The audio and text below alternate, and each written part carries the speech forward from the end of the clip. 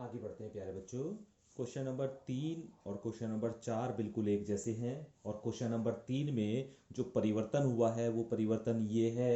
अभी हमें माध्यिका के सापेक्ष, अभी इससे पहले हमने माध्य के सापेक्ष क्वेश्चन किया था।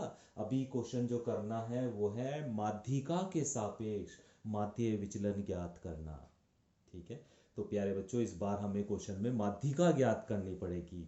और 10th क्लास में आपने माध्यिका पढ़ी है ना, उसी तरह से आपको काम करना है। तो देखिए हमें आंकड़े ये दिए गए हैं। तो सबसे पहले जब हम माध्यिका निकालते थे प्यारे बच्चों 10th क्लास में, तो आंकड़ों को, जो भी इस तरह के आंकड़े दिए गए थे उन्हें हम असेंडिंग ऑर्डर में लगाते थे, आरोही क्रम में लगाते थे, छोटे से बड़े की ओर लगाते थे। तो सबसे पहले मैंने वही काम किया है कि इसे हमने आरोही क्रम में लिख लिया है। पहले सबसे छोटा, फिर बड़ा, फिर बड़ा, फिर बड़ा, फिर बड़ा, इस तरह इन आंकड़ों को हम आरोही क्रम में लिख लेंगे। लिखने के बाद देखेंगे आंकड़ों की संख्या कितनी है। तो हमने देखा n बराबर 12 है। ये आंकड़े जब हमने गिने तो कितने बैठे ये आंकड़े? 12। तो n का मान 12 दिया गया है। और हम जानते हैं प्यारे बच्चों कि जब माध्यिका में n की वैल्यू सम होती है तो माध्यिका का फॉर्मूला होता है जिसे हम m के द्वारा प्रदर्शित करते हैं, n बटे 2 वा पद प्लस n बटे 2 प्लस 1 वा पद और अपॉन 2। ये फॉर्मूला पढ़ा है आपने। जब आंकड़ों की संख्या सम होती है, ये सम ही तो है, तो जब आंकड़ों की संख्या सम होती है तो माध्यिका का ये फॉर्मूला होता है। और जब आंकड़ों की संख्या विषम हो अगर, तो माध्यिका का फॉर्मूला होता है n+1 बटे 2 वा पद, है ना। तो चलिए आगे काम करते हैं। इसमें n की वैल्यू आपको पता है ना 12, तो ये हो गया 12 बटे 2 वा पद प्लस 12 बटे 2 प्लस 1 वा पद और बटे 2 चल ही रहा है आपका। 12 बटे 2 का मतलब 6 वा पद हो गया, और 12 बटे 2 का मतलब 6 और प्लस 1 तो 7 वा पद हो गया। तो प्लस का 7 वा पद और बटे 2। अभी हमें छठा पद और 7वां पद देखना है, तो यहीं से तो देखा जाएगा। पहला, दूसरा, तीसरा, चौथा, पांचवा, ये रहा छठा पद 13, और 7वां पद है 14। तो ये हो गया 13 प्लस 14 बटे 2। भाई छठा पद तो हो गया 13 और 7वां पद हो गया 14। दोनों को ऐड करो, जोड़ दो और बटे 2 कर दो, तो ये हो गया 27 बटे 2। और 27 बटे 2 का मतलब कितना आ गया? 13.5। तो इस तरह प्यारे बच्चों सबसे पहले हमें माध्यिका ज्ञात करनी है। दिए गए आंकड़ों की सहायता से सबसे पहले हमने माध्यिका निकाल ली है। अभी आपको याद आ गया होगा कि 10th क्लास में आपने किस तरह से माध्यिका ज्ञात की थी।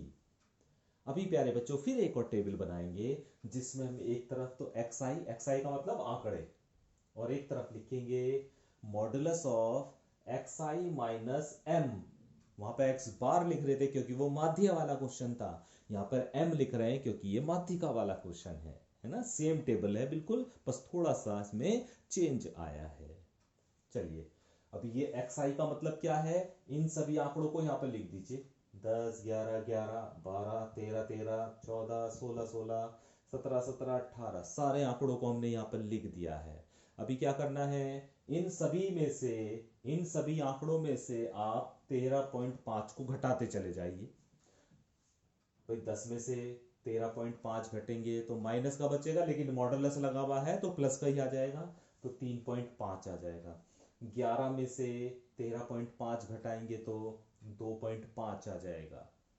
11 में से 13.5 घटाएंगे तो फिर 2.5 आ जाएगा। 12 में से 13.5 घटाएंगे तो 1.5 आ जाएगा। 13 में से 13.5 घटाएंगे तो 0.5 आ जाएगा। फिर 13 में से 13.5 घटाएंगे फिर 0.5 आ जाएगा। ठीक है। 14 में से 13.5 घटाएंगे तो 0.5 आ जाएगा। 16 में से 13.5 घटाएंगे तो 2.5 आएगा। 16 में से 13.5 घटाएंगे 2.5 अगेन। 17 में से 13.5 घटाएंगे तो 3.5। फिर 17 में से 13.5 घटाएंगे 3.5, और फिर 18 में से 13.5 घटाएंगे तो 4.5 आ जाएगा। तो इस तरह प्यारे बच्चों ये टेबल आपकी तैयार हो जाएगी। मुझे उम्मीद है कि ये टेबल तैयार करनी आपको आ गई होगी। ठीक है, हर एक पदों में से, हर एक आंकड़ों में से, हर एक पदों में से आपको ये घटाते चले जाना है, ये आपके नंबर्स आते चले जाएंगे। अभी क्या करना है, इन्हें सभी को जोड़ना है। इस पूरी लाइन को हमें जोड़ना है, और जोड़ने को इसको हम सिग्मा के द्वारा प्रदर्शित करते हैं। तो क्या लिखेंगे, sigma modulus of X I minus M बराबर, और जब इन्हें आप जोड़ोगे तो प्यारे बच्चों इनका जो एडिशन है, जो जोड़ है, वो 28 आ जाएगा। ठीक है, अभी माध्य विचलन निकालना है हमें, तो इसलिए माध्य विचलन का फॉर्मूला होगा sigma modulus of X I minus M और अपॉन एम। बिल्कुल उसी तरह का फॉर्मूला है जो आपने पहले क्वेश्चन में आपने सीखा था, बस यहां पर एम का चेंज हुआ है, माध्यिका का चेंज हुआ है। अभी प्यारे बच्चों इसकी वैल्यू आपको पता है ना 28, और एम की वैल्यू भी पता है ना आपको 12, तो यहां पर रख देना 28/12 वैल्यू रख दीजिएगा। इतना काम तो कर सकते हैं, sigma modulus of X I minus M की जगह 28 रख दीजिए और नीचे एन की जगह 12 रख देना, और रखने के बाद इसे भाग कर लेना, जो भी आ जाएगा वही आपका माध्य विचलन हो जाएगा। ठीक है, तो इस तरह प्यारे बच्चों आपको आज मैंने माध्य के सापेक्ष माध्य विचलन ज्ञात करना और माध्यिका के सापेक्ष माध्य विचलन ज्ञात करना बताया है। तो मुझे उम्मीद है कि ये दोनों मेथड आपको अच्छे से समझ में आ गए होंगे। तो क्वेश्चन नंबर 1 से लेके क्वेश्चन नंबर 4 तक आप इन दोनों मेथड को अप्लाई कीजिए, और अप्लाई करने के बाद इन्हें आप जो भी क्वेश्चन बचे हुए जो मैंने नहीं कराए हैं उन क्वेश्चन को आप स्वयं करेंगे। ठीक है, तो अगर आपने ध्यान से समझा है तो आसानी से आप इसके क्वेश्चंस कर लेंगे।